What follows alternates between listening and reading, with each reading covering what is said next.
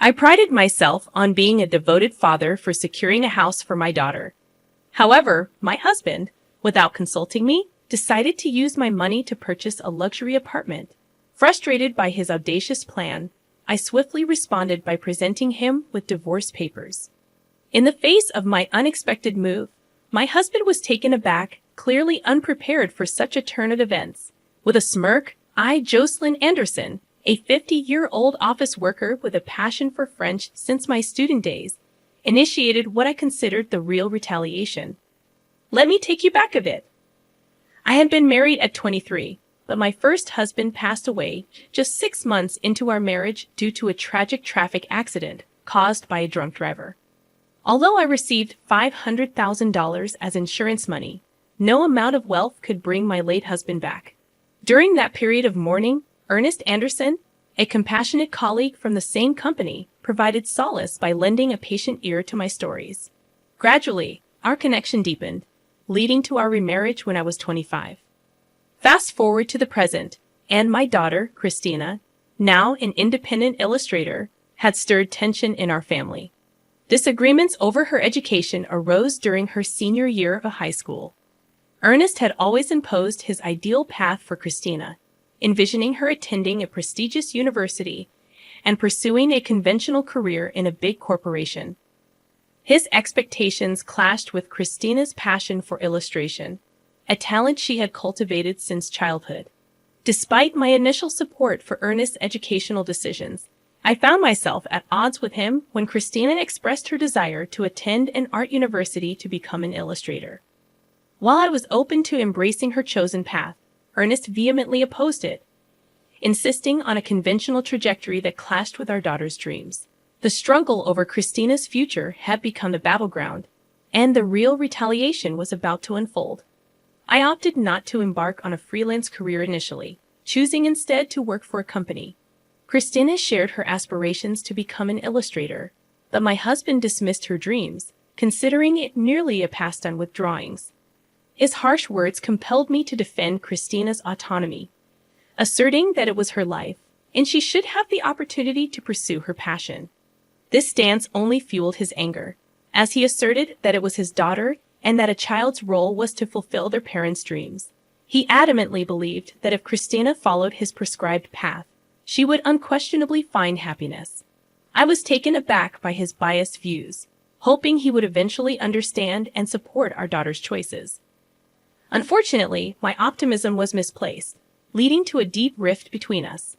Despite my financial support for Christina's education and living expenses, Ernest remained dissatisfied, continually expressing his discontent. Even after Christina successfully gained admission to her preferred art university and secured a job as an illustrator, Ernest refused to acknowledge her achievements. His complaints persisted, questioning the worth of the money spent on tutoring and labeling her a failure. Christina, resilient in her pursuit, worked energetically, occasionally sacrificing weekends and sleep for her craft. However, Ernest's attitude towards her job remained unchanged. Moreover, he became harsher towards me for supporting Christina, criticizing everyday aspects of our household. Realizing this was his true nature, I found staying at home increasingly painful. Fortunately, our work roles in different departments at the same company spared me from daily confrontations. Yet, amidst this strained dynamic, Ernest surprisingly declared his intention to buy Christina a luxury apartment, citing her importance as his daughter. Despite his apparent disdain for her career choice, this sudden change in attitude raised suspicions, prompting me to question his motives. Doubts crept into my mind about whether Ernest even had the financial means to purchase a luxury apartment. Observing my reaction, he coldly smirked and disclosed his plan, stating that I would be the one footing the bill. Shocked, I protested, urging him not to make such decisions without consulting me. Angrily, Ernest snorted, revealing his knowledge of the $500,000 insurance money from my late husband, suggesting I use it to fund the apartment. He callously declared his intent to live there with Christina, emphasizing that both she and I were ultimately his possessions. Fueled by a fierce anger, I could not fathom his vindictive scheme and the audacity to exploit crucial insurance money for such a purpose. In response, I retaliated without mercy, presenting him with divorce papers. Astonished, Ernest likely hadn't anticipated my preparedness. But this marked the commencement of my real retaliation. Facing him with a smirk, I explained my long-standing lack of trust in someone who discriminated against his own daughter and expressed my exhaustion with constant criticism. I disclosed my decision to divorce him, clarifying that I had been contemplating it for a while, waiting for the opportune moment. Seizing on his earlier mention of divorce, I handed him the papers, urging him to file quickly if he desired freedom. Initially dismissing it as a joke, Ernest reacted angrily when confronted with the reality of divorce. My anger peaked as he attempted to downplay the situation.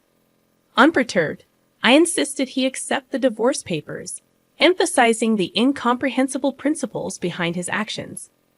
Threatening legal consultation, Ernest reluctantly received the papers, still claiming it was all a jest. Concerned about potential retaliation, I swiftly left the house, submitting the divorce papers to the city court. I promptly informed Christina about the outrageous behavior, and she too expressed fury. She condemned her father's actions and offered solace, suggesting that I stay at her apartment for a while. So, I made the decision to spend the night at Christina's place. That evening, we delved into discussions, meticulously planning our next moves against Ernest. About a week later, on holiday, Christina and I paid a visit to Ernest's house, the place I had called home until just a week prior, now feeling like a distant stranger's abode. Upon ringing the doorbell, Ernest swiftly emerged, adopting a condescending gaze as he questioned our purpose. He arrogantly assumed we had come to apologize for everything. Despite the infuriating condescension, I suppressed my anger and spoke in a meek, apologetic tone, claiming that I had indeed come to apologize for my wrongdoings. Christina, playing the role of a repentant daughter, echoed my sentiments. Oblivious to the theatrics, Ernest appeared genuinely pleased, believing we had come to our senses. However, his curiosity was piqued when he noticed the bags we carried, bags so full they were on the verge of bursting, tied up tightly to conceal their contents. From one of the bags, I extracted a bundle of actual $10,000 bills. Expressing remorse for my actions, I offered him some of my late husband's insurance money, urging him to use it to live in the luxury apartment with Christina. I mentioned the $500,000 total and asked him to keep it safe. Ernest's eyes gleamed at the sight of the money, and he eagerly agreed to safeguard it. He led us into the house without hesitation.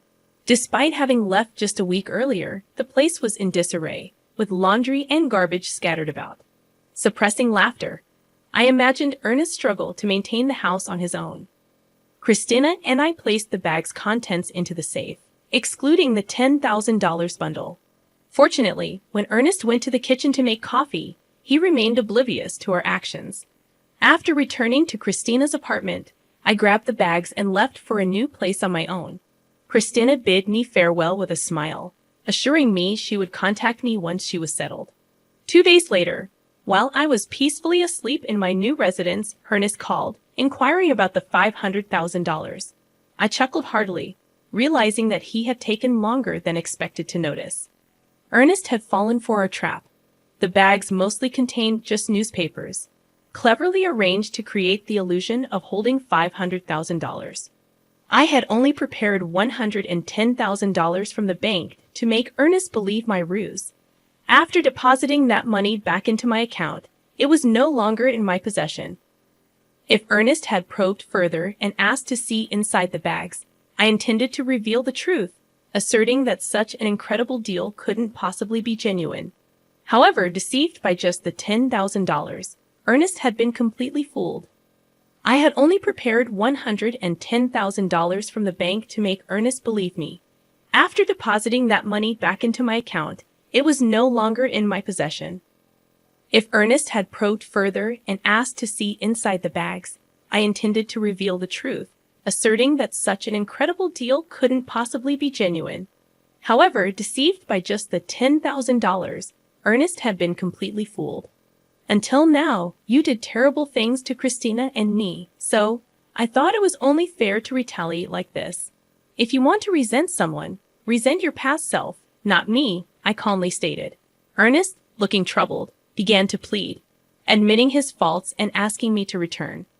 Shocked by his selfish reasoning, I firmly rejected his proposal. I'm not an ATM or your housekeeper. You're an adult, handle it yourself. Besides, I'm in France now.